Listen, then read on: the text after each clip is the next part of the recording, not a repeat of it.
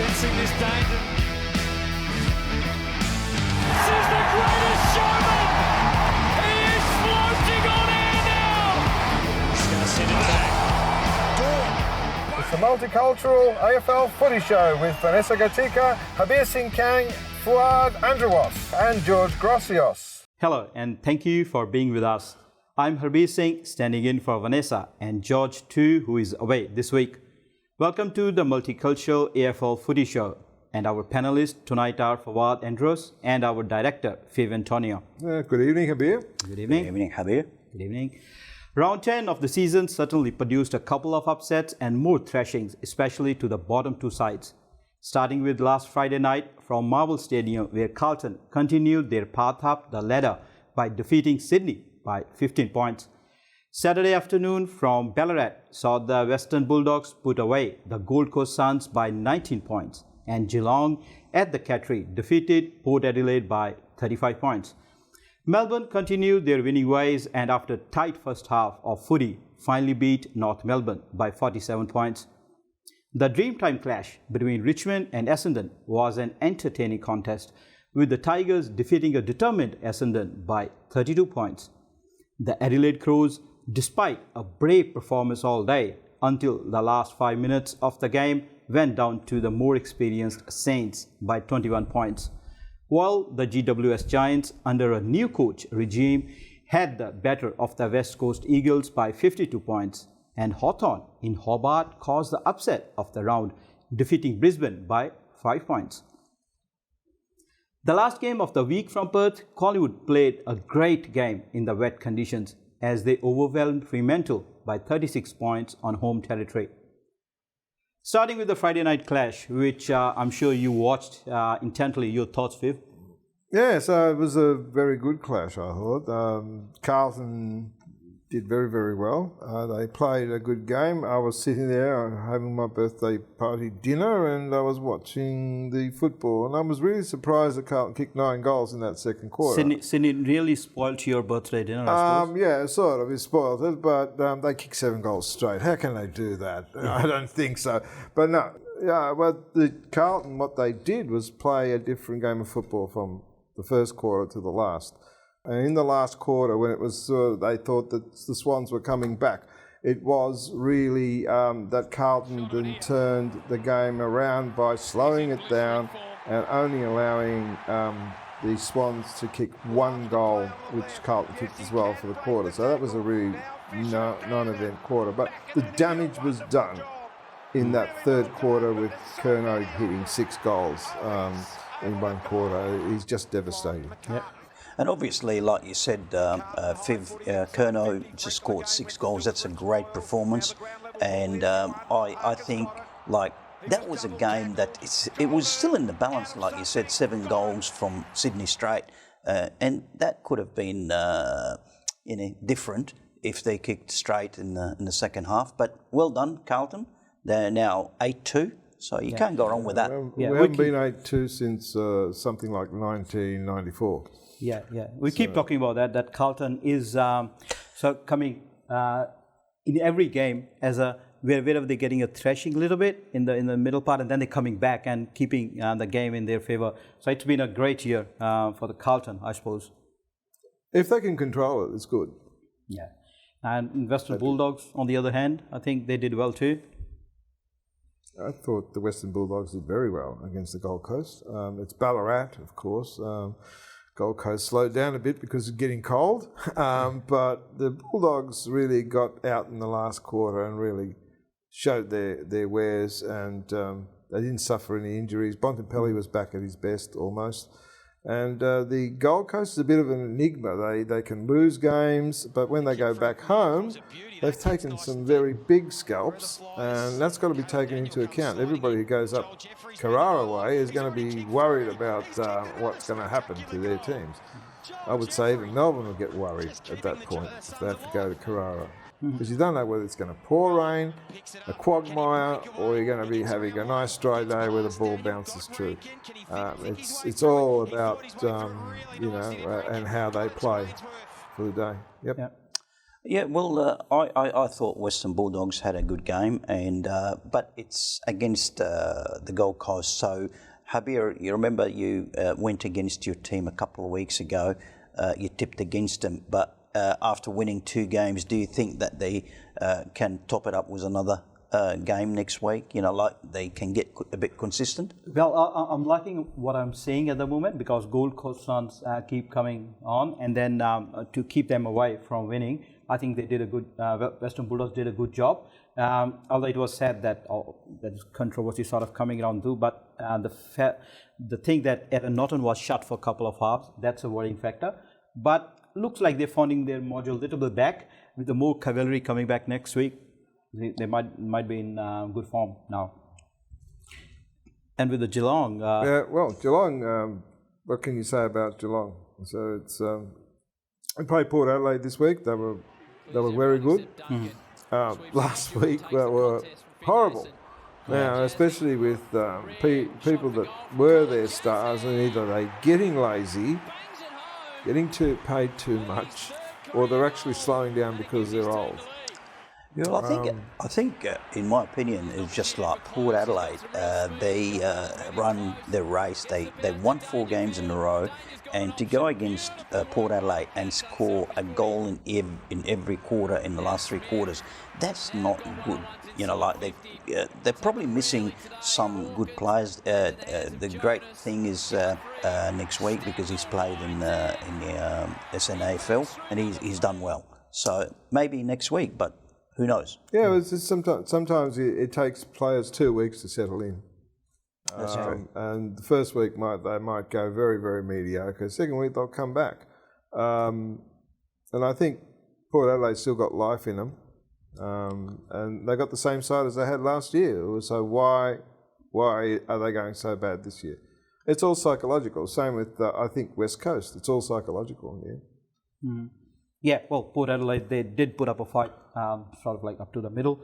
And no-brainers, Melbourne defeated North Melbourne, but must say, a great effort by North Melbourne in this game. Yeah, Richmond in the Dreamtime went very, very well.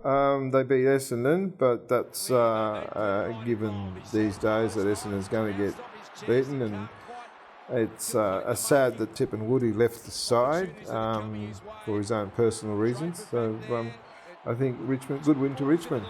Yeah, I believe so. All it needs, Essendon, is one win to start believing in themselves, and they might get some confidence. Yeah. What about the next game? Viv, St Kilda defeated Adelaide by 21 points. Well, it was a good game until 5 minutes before the end when Adelaide gave up. The Rochelle incident really shocked them that he went out of the game at that point. And not only that, when you have their ex-captain Taylor Walker, and he didn't score to the last quarter, he scored 1 goal, and to keep Taylor scoreless, that's a big thing, and they couldn't pick straight. So that's the reason. Giants thrashed the West Coast, or what else? Just move along here.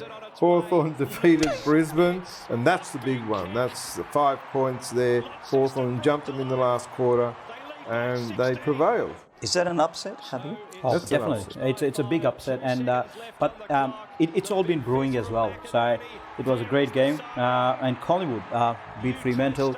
That was a very good game for Collingwood. Yeah, good on Collingwood. And we'll be back with some big news from the AFLW, and we go over this week's previews after the break.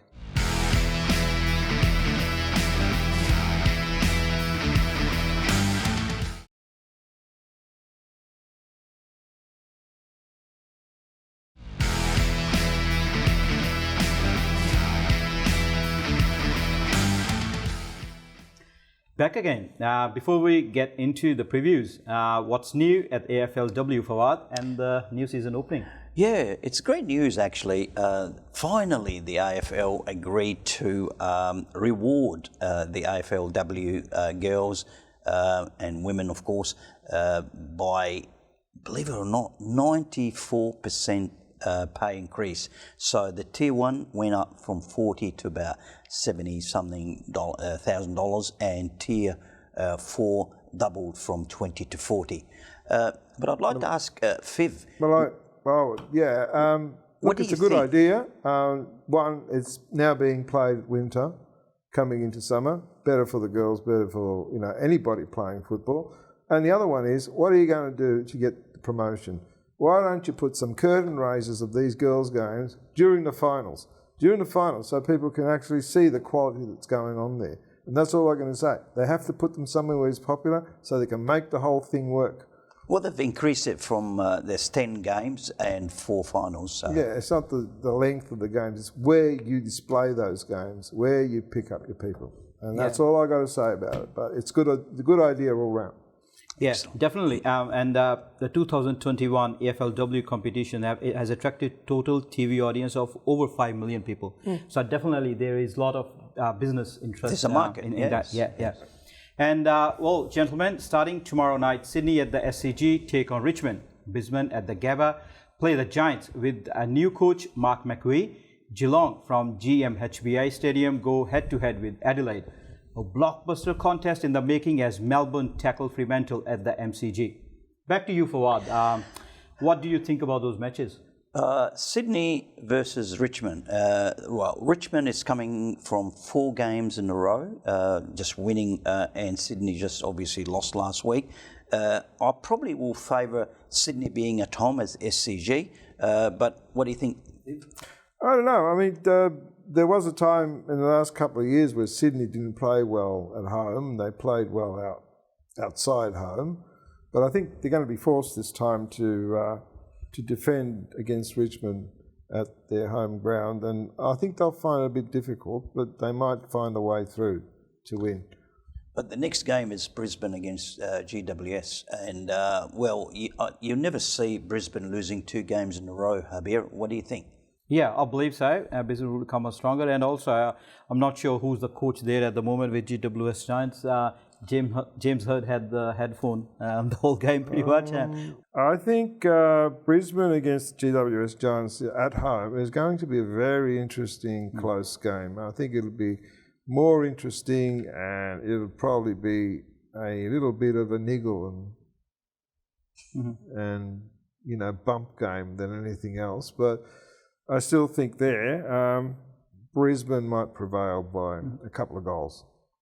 Well, Melbourne against Fremantle at the MCG, I think Melbourne will be too strong too good for Freo. What do you think, Habib? Yeah, well, I think all the other teams are finding a bit of a measure of Melbourne, so it's going to be an interesting game there. But I believe Melbourne for that one. Yeah, well, that's a good theory, but Fremantle's been stung for 2 weeks. Depends on the weather here in Melbourne. If it's dry, they will come out. They'll be looking for blood. Melbourne is getting a little bit lazy at the moment because their first halves have been lazy rather than unskilled. But I think that maybe Fremantle, if they get a chance, they'll take it up to Melbourne. But Melbourne. Of course, the game between Geelong and Adelaide, that could be more pain for Adelaide because they lost the last 4 games and they're playing at the Cattery against Geelong. Habir, what do you think? Well, I believe the few teams have challenged Geelong this year at the Cattery. We've seen Fremantle won the game over there, and Port Adelaide, like up to the half or side, they were still there. And there are some concerns. Danger is out at the moment. So Dangerfield, he's been pivotal to them. So there's a sneak chance because we've seen Adelaide play a very good pressure game on their day. So it might be a bit closer than we think. However, it's very hard to predict Geelong when they are playing at home. So, I think Geelong will be too strong at home. That's my prediction. Do you know that moment? No chance, Adelaide. Full stop. You finished it. Yeah, well, I'll have to finish it because you can ramble and say, yeah, they can make you do this or that. But it is the Cattery, it's Geelong, and they rarely lose up there. Now we'll see how we go. Yep. Thanks, guys. We will return on the other side with more previews of round 11. Stay tuned.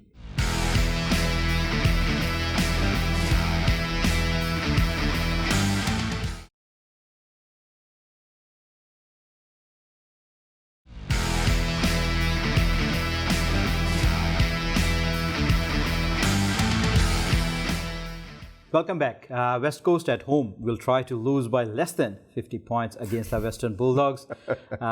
Gold Coast and Hawthorn meet in Darwin, where anything can happen and usually does. On Sunday, St Kilda take on North Melbourne from Marvel.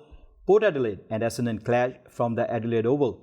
And the blockbuster of the week, the last game of the round from the MCG, the clash of arch enemies. Collingwood take on Carlton in front of an expected 80,000 strong attendance, provided it doesn't rain. Viv, who do you fancy from those games? Right, who do I say? I'm going to go straight and do all the sort of games. On Sunday, well, I guess we've got St Kilda taking on North Melbourne. I think North Melbourne will push St Kilda to a certain point. I don't think they're ready to win yet, but you never know what kind of game St Kilda's going to come out with. You know, they've got a lot of injuries at the moment, and they probably had a hard game this week as well. But now, talking about Port Adelaide and Essendon, I'll have to say Port Adelaide for that one. At home, you at can't home in Adelaide, well, that's no-brainer. And then we're looking at, I guess, the MCG game. Now, Collingwood and Carlton. Let me tell you this. They're expecting 80,000, but it's more than that because you and I are going, so it's 80,002. So we'll be there. Well, almost 80,000. It could be 85,000, but they usually get a big crowd because Collingwood supporters are tragics. Of course, that's coming from a Carlton supporter. Sorry, guys. I mean, I have to say that. You can say all you like against Carlton. We allow you. It's a free-for-all. But I think it'll be a good game. Don't ever think these games are always going to be one-sided. They never are. They Collingwood or Carlton, no matter what place they are on the ladder, they put on a top game because this goes back 60, 70 years, you know, and it's compounded in 1970 and it's going ever since. But don't count those teams out. Is that the derby? There was a time in AFL when Carlton played Collingwood, the tribunal was told to take Tuesday night off, because we're going to have 5 or 6 players facing us in that game. You know, and they used to do it. They used to take, the tribunal used to take the Tuesday night off so they can actually judge the naughty boys. Excellent. So there you go. But I think Carlton will be too strong for Collingwood, unless it rains, of course, and then it's a free-for-all. It could go anywhere. Well, I believe that Collingwood will rise to the occasion. They're coming from a win and being like a derby type of game, and I think don't be surprised if Carlton loses this game. Happy. Whichever team plays 4 quarters for me, I believe you would say Carlton are on a very good run, but with the cavalry back, Collingwood proved that once they've got the players, they can do anything by beating the Fremantle. So they've got Ginnivan, he's playing so good, Jamie Elliott is back, and a few other players are sort of finding their feet at the moment, and Carlton's getting challenged. It's somehow they're finding a way to win, but it could be a difference this week. But still, you would say Carlton would win. And West Coast versus Western Bulldogs, I think there won't be much of a thing over there. I think Tim English would be coming back too, so they're getting more players in. So it might make it harder. There goes the theory about the 50 points. Could be more. They'll lose by more than 50 points. I think it'll be a percentage game for you guys. For who? West Coast? Definitely. And what Gold Coast and Hawthorn, that might be a very good game as well. Now that I think Gold Coast and Hawthorn probably be the match of the day. Not so much the match of the round, because there you got Carlton, Collingwood fighting for that one. But Gold Coast and Hawthorn would be the match of the day, and they're playing in Darwin.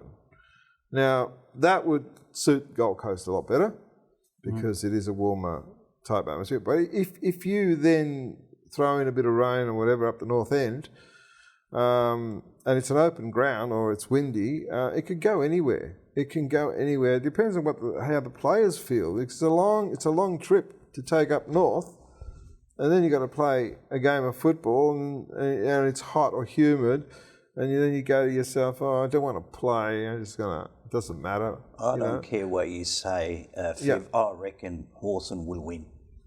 Well, I haven't said who I was thinking is going to win yet. So what's your tip? But Hawthorn is hot and cold, so I'm going to take the Gold Coast. Javier? Okay. Oh, well, I'll get to my tips. So I get to pick the tips this week for round 11. He's got to think about it, right? I mean, it's really, he's being scientific. So let the man speak. Yeah. So for round 11, I'm going for Richmond, Brisbane, Geelong, Melbourne, Bulldogs, Hawthorn, St Kilda, Carlton and Port Adelaide. इस हफ्ते शनिवार 28 मई 4:35 ਤੇ ਸ਼ੁਰੂ ਹੋ ਕੇ NEMBC ਦੁਆਰਾ Melbourne ਤੇ ਫਰਵੈਂਟਲ ਵਿੱਚ match ਦਾ ਪੰਜਾਬੀ ਜ਼ੁਬਾਨ ਦੇ ਵਿੱਚ ਮੈਂ ਤੇ ਰਾਜਵੀਰ ਕੁਮਣ ਤੁਹਾਡੇ ਲਈ ਪ੍ਰਸਾਰਣ ਕਰਾਂਗੇ। AFL ਲਾਈਵ ਐਪ ਤੇ ਤੁਸੀਂ ਇਸ ਨੂੰ 4:25 ਤੋਂ ਸੁਣ ਸਕਦੇ ਹੋ। ਸੋ ਮੈਲਬਨ ਤੇ ਫਰੀਮੈਂਟਲ ਦੇ ਵਿੱਚ ਇਹ ਮੈਚ ਜੋ ਹੈ ਪੰਜਾਬੀ ਜ਼ੁਬਾਨ ਦੇ ਵਿੱਚ ਹੋਣ ਜਾ ਰਿਹਾ ਹੈ। Well, we've had a little bit of discussion about the coaches. From the last one where we saw GWS Giants, I think James Hird is in the making, although we know that it's Mark McVie at this stage. But he had the headphones on, so you reckon there could be change in the coaches over there? Let me talk about it, but just we'll go back to that one in a minute, because I think there is another coach just about to go as well. I think before the end of the season, in my opinion, North Melbourne, if they don't start getting any, win some games, that would be the next coach. So we would have like 3 coaches in the merry-go-round. I think you're right. James Hird might be the right fit for GWS, and I honestly believe that the coach, which is Alistair Clarkson, might go to Essendon or whatever. But I think, what do you think, Viv? James Hird, eh? Well, he's got a black mark against his name. We know the Essendon drug saga. I've written enough about it in newspapers and everything else like that. But let me just go back.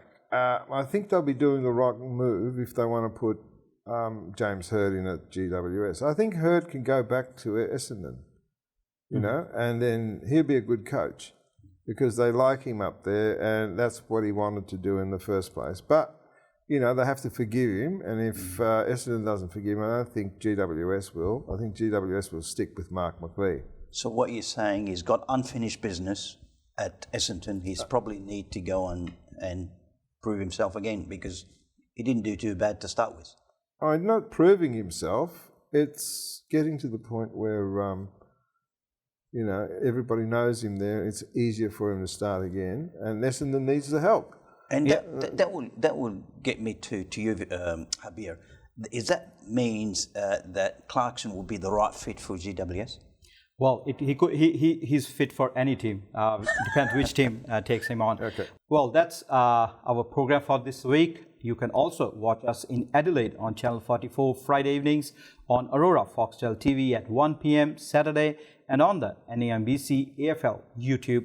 You are listening to this podcast on the Community Radio Network, and the AFL Diversity News in 8 languages can be heard on select national multicultural radio stations. I am Harbir Singh, and from all our panelists, Fawad and Fav, good night, and we shall see you next week.